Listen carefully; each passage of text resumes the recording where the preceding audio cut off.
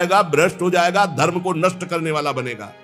तीसरा, जिसने अपनी वाणी में सत्य का अनुष्ठान नहीं किया, जिसने अपने आत्मस्वरूप का बोध नहीं किया, जिसकी वृत्ति निष्काम नहीं हुई, जो जगत से भगवत भाव रूप से संबंध नहीं की, वो बड़े से बड़ा विद्वान भी भ्रष्ट हो जाएगा।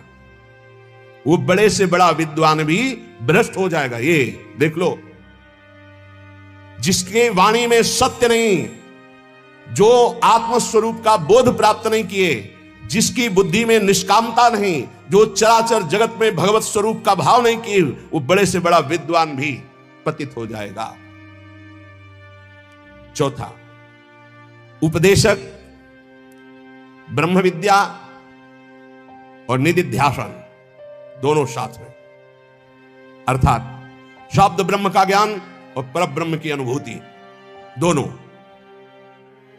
जो शब्द ब्रह्म का ज्ञान और पर ब्रह्म की अनुभूति से युक्त होगा, उसमें अमानिना मान देना, निर्माणता सबसे बड़ा सद्गुण होगा, निष्कामता उसके स्वभाव में होगी। ऐसा उपदेशक संसार के धर्म की प्रतिष्ठा करके सबको सुख प्रदान करता है।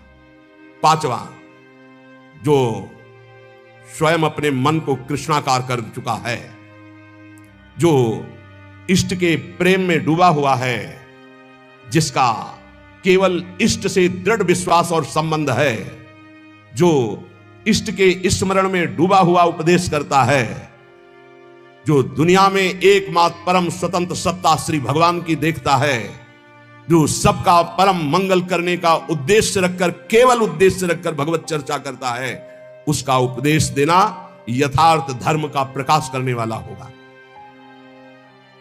ब्रह्मबोध होना शास्त्रों के स्वाध्याय का फल है। भगवत प्रेम होना इस समस्त साधनों और भक्ति का यथार्थ फल है। नहीं सो सब धर्म कर्म जर जाऊ, जहां राम पद पंकज भाऊ। जब तक प्रभु के चरणों में प्रेम ना हो जाए या तत्वबोध ना हो जाए, तब तक उपदेश नहीं करना चाहिए। ऐसा महापुरुषों का नहीं तो लिखा हुआ है। जो व्यक्ति स्वार्थ के लिए, जो धन के लिए, वासना के लिए, सम्मान के लिए, सुख सुविधा के लिए सीखता है और उसका उपदेश करता है, उसका चरित्र भ्रष्ट हो जाता है। महापुरुषों ने जो कहा है वो अपने अनुभव से कहा है। तो गृहस्थ धर्म में साधु महात्माओं का सेवन, अतिथि सेवन, जो भी कर्म भगवान को अर्पित किया जाए और धर्म पूर्वक धन कमाया जाए। अधर्म पूर्वक धन कमाकर अपने परिवार का पोषण करने वाला नरक को प्राप्त होता है। धर्म पूर्वक धन कमाकर अपने परिवार का पोषण करते हुए वो सारे कर्म भगवान को अर्पित करके नाम जप करते हुए वो भगवान को प्राप्त होता है। गृहस्थ पुरुष को चाहिए